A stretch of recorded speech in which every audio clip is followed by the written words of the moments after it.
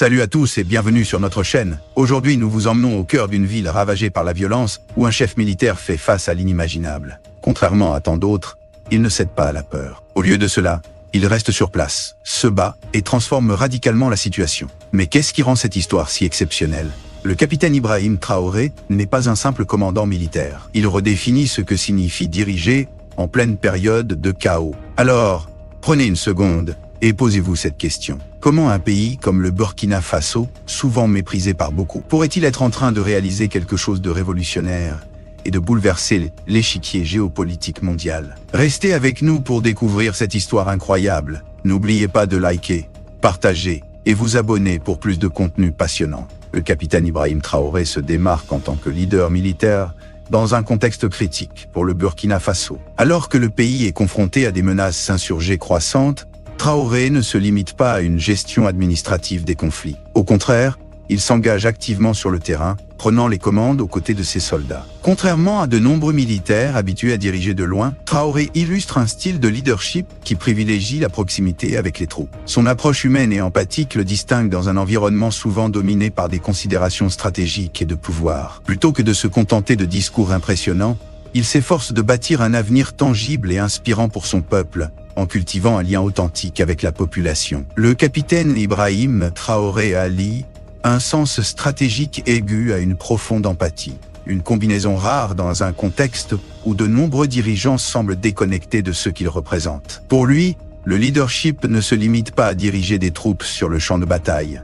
Il s'agit également de garantir un avenir sûr et prometteur pour son peuple, au-delà de la simple gestion des crises actuelles. Récemment, il a fait le choix audacieux de se rendre à Barcelogo, une ville actuellement assiégée. Qu'est-ce qui l'a motivé à se rendre dans cette zone de conflit? Quel en est le véritable message? Bien que cela puisse sembler être une simple étape diplomatique, la signification de cette visite va bien au-delà des apparences. Barcelogo, tout comme de nombreuses autres villes du Burkina Faso, est en proie aux violences des insurgés, instaurant un climat de peur parmi ses habitants. Traoré est conscient qu'en reprenant le contrôle de cette ville, il pourrait générer un effet d'entraînement positif qui dépasserait les limites de la ville. Dans un contexte de crise marqué par la menace d'insurgés, Traoré se positionne comme un leader déterminé à restaurer l'espoir parmi les citoyens. Plutôt que de se retirer face à la violence, il choisit d'affronter la situation, témoignant de son engagement envers son peuple. Lors de son intervention, il rappelle à ses soldats et à la communauté internationale qu'il existe une voie pour sortir du chaos,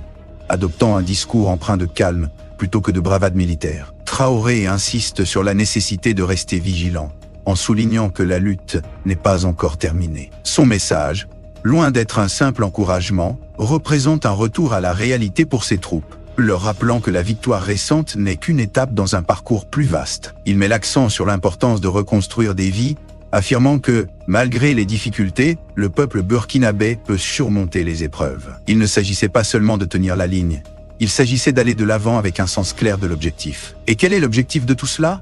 Offrir aux gens la possibilité de se réapproprier leur liberté. Barcelogo n'était que le point de départ. Mais voici la question qui vous tiendra en haleine. Comment ces efforts commencent-ils à porter leurs fruits? La visite du capitaine Traoré a-t-elle marqué un tournant pour Barcelogo?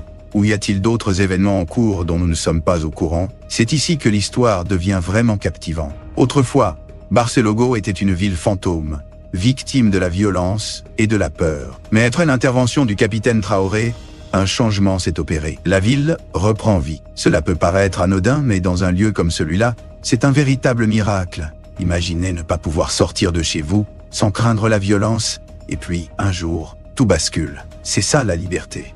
Pour les résidents de Barcelogo, la véritable force de cette transformation ne réside pas seulement dans le succès militaire, mais dans l'impact humain qu'elle engendre. Les gens peuvent désormais aller au marché, rendre visite à leurs proches et retourner au travail sans vivre dans la peur constante d'une attaque. La véritable stabilité émerge dans des zones autrefois ravagées par le chaos. Les militaires n'ont pas seulement lutté pour le contrôle, mais pour rétablir une vie normale au sein d'une communauté longtemps souffrante. Ce succès dépasse la sécurité. Il s'agit de reconstruction. Les entreprises renaissent, les familles reviennent, et la ville redevient un lieu propice aux rêves. La liberté de mouvement, un trésor inestimable, permet aux habitants de reprendre leur vie en main, de se retrouver en famille, d'envoyer les enfants à l'école et de reprendre le travail sans la peur de la violence. Elle démontre que la paix, loin d'être illusoire, est une réalité à portée de main, grâce au sacrifice des soldats, qui sont bien plus que de simples militaires.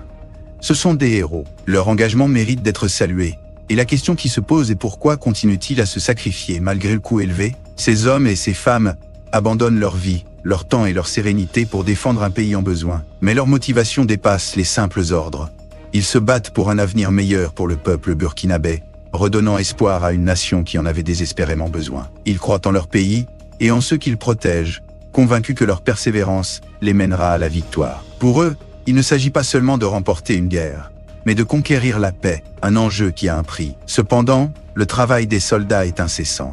Même dans des moments de calme, ils restent vigilants et prêts pour le prochain défi. Le capitaine Traoré et ses troupes abordent chaque journée avec cette mentalité, conscients que leur succès à Barcelogo n'est qu'un chapitre d'une histoire en cours. La lutte pour la paix est loin d'être terminée, et les prochains défis pourraient être encore plus difficiles. Ces soldats restent constamment en entraînement, élaborant des stratégies pour l'avenir, car ils comprennent que la paix ne s'obtient pas par l'attente, mais par l'action et la détermination. En plus de se préparer pour d'éventuels combats, ils travaillent à la reconstruction de leur pays, témoignant ainsi de leur engagement envers un avenir pacifique et prospère. Le capitaine Traoré et ses forces ne se concentrent pas uniquement sur les victoires militaires, mais aussi sur l'avenir du Burkina. Ils forment les soldats non seulement à combattre, mais également à reconstruire, à établir des infrastructures et à créer des systèmes garantissant une paix durable. Cette transition d'un militaire à un bâtisseur de paix soulève des questions sur l'évolution de la vision de Traoré. En tant que leader,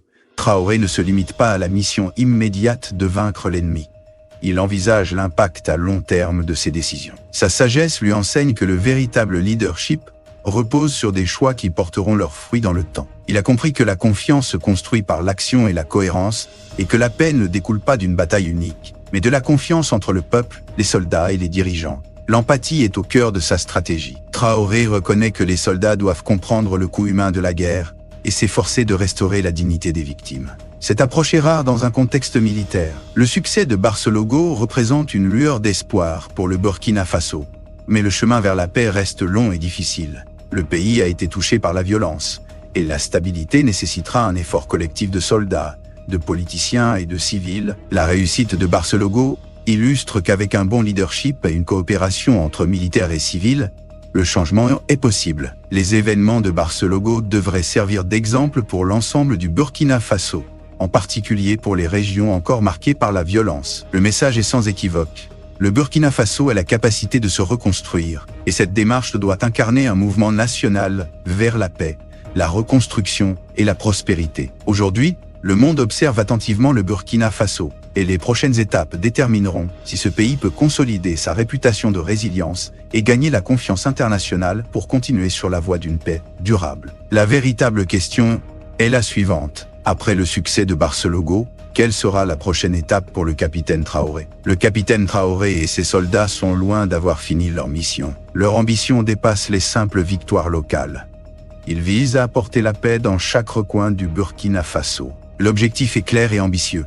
Redonner espoir à chaque famille, chaque ville et chaque région encore marquée par la souffrance. Nous assistons à un véritable changement dans la gestion des conflits au Burkina Faso. L'armée ne se contente plus de combattre et de sécuriser des terres. Désormais, elle s'emploie à reconstruire les communautés, à soutenir les dirigeants locaux et à s'assurer que la paix ne soit pas simplement l'absence de violence, mais la présence d'une prospérité durable. Cependant, ce périple s'annonce difficile. Des défis demeurent. Certaines zones du pays sont encore instables et des groupes s'opposent au changement. Voici néanmoins le point essentiel. Le capitaine Traoré et son équipe ne baissent pas les bras. Leur réussite à Barcelogo n'est qu'un premier jalon, et à chaque avancée, ils gagnent en influence. Chaque victoire renforce leur confiance, apporte une nouvelle stabilité et contribue à la reconstruction du pays. L'avenir du Burkina Faso repose sur leurs épaules, et ils ne reculent pas. Alors, quelle est la prochaine étape pour le Burkina Faso? Simple. La paix, la croissance et un avenir à portée de main. Chaque décision, chaque initiative et chaque acte audacieux entrepris par le président Ibrahim Traoré au Burkina Faso va au-delà d'un simple exercice de leadership. C'est une affirmation, et cette affirmation ne s'adresse pas uniquement aux insurgés, mais aussi aux pays occidentaux. Pour ces derniers, c'est un message clair. Le Burkina Faso n'est plus une nation pouvant être contrôlée, influencée ou exploitée par des puissances extérieures. En expulsant les bases militaires françaises et en rompant les liens avec les entreprises étrangères qui l'exploitaient, Traoré ne s'est pas contenté de récupérer la souveraineté nationale. Il a lancé un défi direct au mode opératoire occidental, un système qui a longtemps prospéré en maintenant son emprise sur les nations africaines, à travers la dépendance économique et la manipulation politique. Les actions de Traoré au Burkina Faso marquent un tournant dans les relations entre l'Afrique et l'Occident. En remettant en question l'influence traditionnelle des puissances coloniales, Traoré a déclenché une onde de choc à travers le continent. Son leadership symbolise une résistance croissante à la domination extérieure. En plaçant les décisions concernant le Burkina Faso entre les mains de son peuple, Traoré a réécrit les règles du jeu. Ce faisant, il a envoyé un signal fort. L'Afrique ne se laissera plus dicter sa conduite. L'exemple du Burkina Faso inspire d'autres nations africaines à chercher une plus grande autonomie. Ce changement profond représente plus qu'une simple prise de pouvoir. C'est une affirmation de la souveraineté et une volonté de construire un avenir défini par l'autodétermination et l'unité. Le message est clair. Le Burkina Faso ne cédera plus aux pressions extérieures et forge son propre destin. Et vous, qu'en pensez-vous? Y a-t-il d'autres dirigeants africains qui inspirent autant que Traoré? Comment voyez-vous l'avenir du Burkina Faso sous son leadership?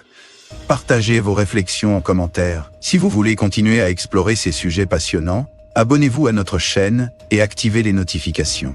Ensemble, plongeons plus profondément dans l'histoire et la culture africaine. N'oubliez pas de liker et de partager cette vidéo pour soutenir notre travail. À très bientôt pour de nouvelles découvertes.